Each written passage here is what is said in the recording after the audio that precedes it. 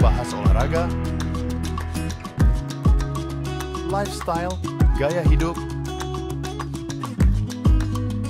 wisata,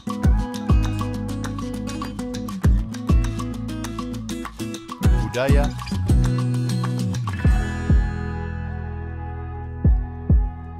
politik dan hukum akan dibahas seru bersama host kece dari Odeng dan co-host tercantik Rida dalam program Pagi Seru Sultan TV.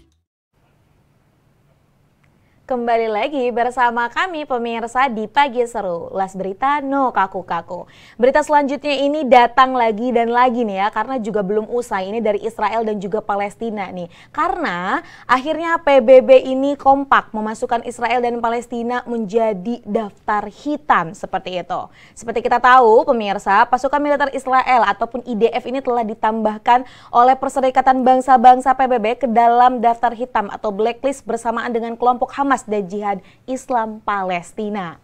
Ya, kalau kita membahas kekerasan ataupun genosid yang terjadi di Israel dan juga Palestina ini memang tidak ada habisnya ya. Artinya karena Israel ini bersekutu dengan Amerika dan Amerika memiliki hak veto di PBB. Betul. Pada saat anggota PBB memutuskan untuk memblacklist tapi Amerika mengeluarkan hak veto, semua itu akan kembali. Betul sekali. Tapi kalau bicara tentang lagi dan lagi hak veto ya, tadi juga Amerika merupakan salah satu negara yang memang memiliki hak veto tersebut.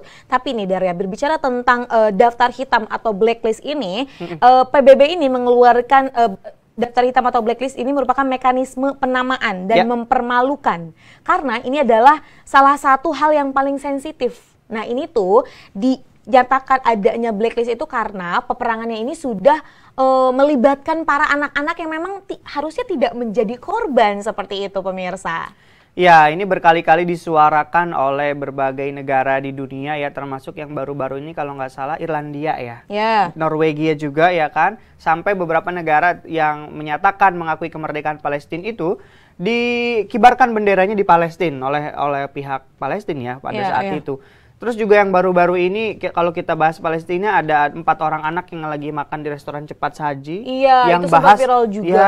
Yang ngebahas bahwa ini adalah darah dari anak Palestina. Wah, itu langsung viral dan tapi belum tahu nih update selanjutnya gimana. Apa Rida udah tahu nih tentang itu? Kalau semisal aku sih sejauh ini yang aku tahu itu dari SMP 16 ya, Jakarta.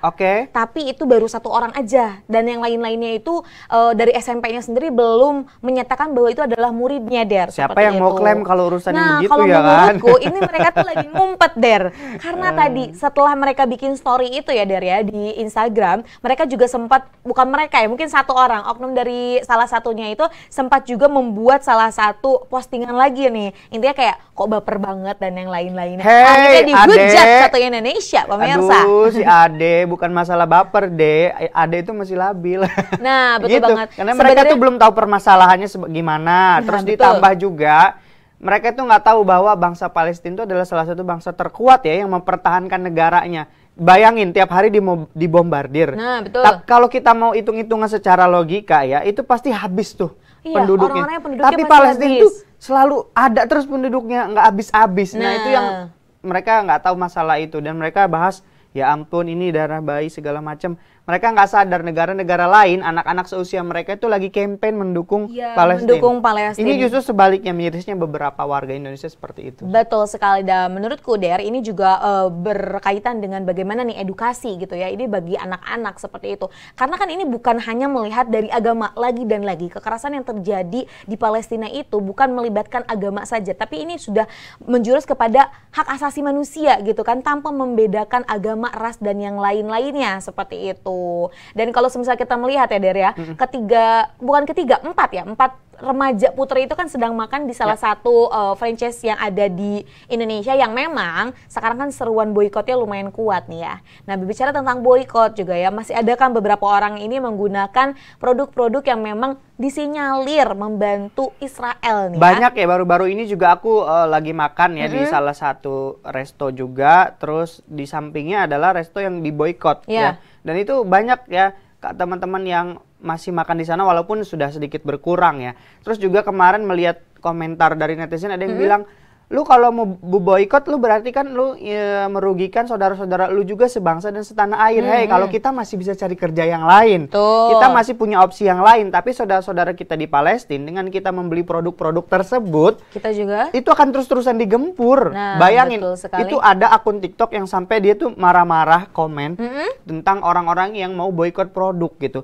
Maksudku kalau misalnya lu minimal kalau lu nggak mau ikut boikot, lu minimal menolak dan nggak usah bikin konten kayak gitu, marah-marahin yang boikot. Betul sekali. Dan kalau misal pun masih menggunakan atau membeli produk tersebut, hendaknya tidak diekspos, apalagi sampai membuat video-video yang akhirnya ini menjurus pada komentar kasar netizen. Gedeg banget gue ya kan, udah lu kagak boikot, lu marahin orang yang boikot gitu. Udah cukup lu aja yang buruk hati, jangan ngajak orang. Orang kan? Sampai emosi sama orang gitu. Betul banget. Nah, Der ya. Dan aku juga mau menambahkan ya, selain Israel yang masuk daftar hitam PBB, ternyata ada 14 negara lagi, Der, yang memang masuk dalam daftar hitam PBB. Yang pertama ada Afghanistan, Arab Saudi, Irak, Israel, Kolombia, Mali, Myanmar, Palestina, Republik Kongo, Rusia, Somalia, Sudan, Suriah, dan juga Yaman. Nah, itu negara-negara konflik ya. Tapi kalau Yaman mungkin di blacklistnya ini karena kemarin menutup jalur Laut Merah. Ada banyak lagi case-case-nya. Karena kalau tadi misalnya daftar hitam salah satunya adalah ini melibatkan ataupun sampai menargetkan anak-anak di situ. Begitu, Der. Baiklah, dari Israel dan juga Palestina kita kembali ke dalam negeri ya. Kita akan mengintip persiapan peringatan Hari Kemerdekaan di ibu kota Nusantara. Yang sudah hampir selesai, Rida. Katanya.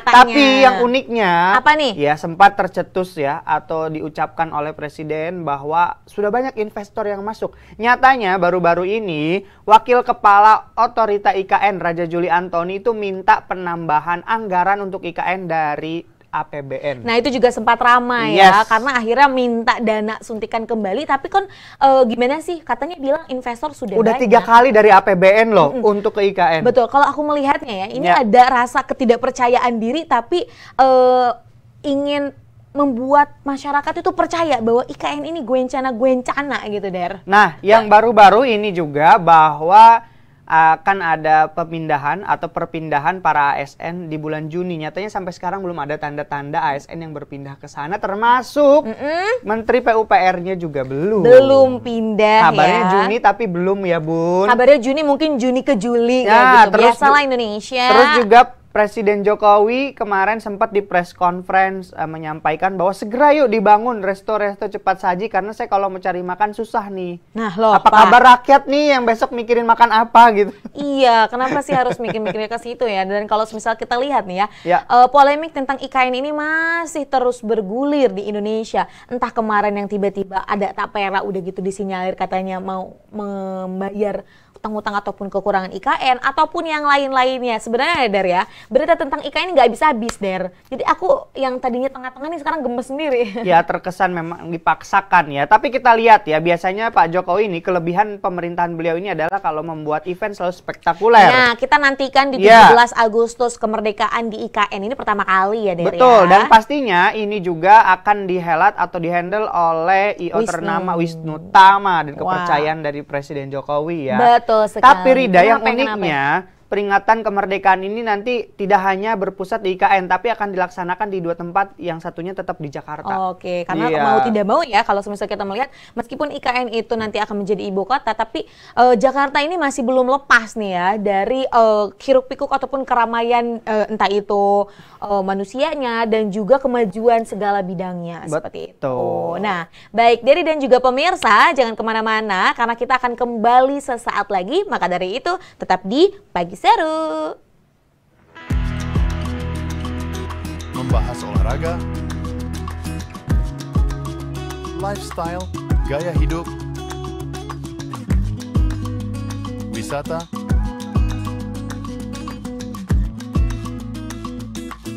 budaya,